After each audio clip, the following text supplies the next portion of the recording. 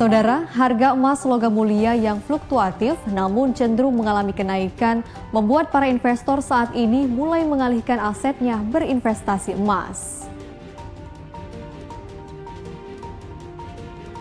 Tidak dapat dipungkiri bahwa emas logam mulia merupakan salah satu komoditi yang cukup menjanjikan untuk mempertahankan nilai aset dibandingkan dengan menabung atau berinvestasi dalam bentuk mata uang. Banyak investor menganggap emas ini sebagai safe haven karena nilainya yang sejalan dengan inflasi untuk jangka waktu yang lama.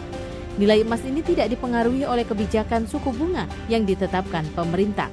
Apalagi ketika terjadi gejolak ekonomi dan politik, nilai emas logam mulia tidak pernah terpengaruh dan satu-satunya yang tidak mengalami harga anjlok. Seperti yang dikatakan salah seorang konsultan of EOA Gold, Farouk Chandra. Selain itu, emas logam mulia juga bersifat universal currency, di mana emas dapat diperjualbelikan di negara manapun sesuai dengan harga emas di negara tersebut. Emas jadi komoditas yang safe haven. Ketika terjadi geopolitik yang tidak stabil, terjadi ketidakstabilan ekonomi, maka emas menjadi salah satu komoditi yang safe haven yang bisa mengamankan nilai.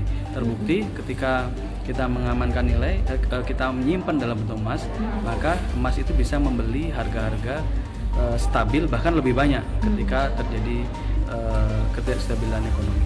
Faktor yang mempengaruhi fluktuasi harga emas ini diantaranya dari supply and demand, di mana supply terbatas namun kebutuhan terus meningkat. Kemudian suku bunga dan kenaikan inflasi. Soeharto, Arya Ekasari, TVRI Sumsel melaporkan.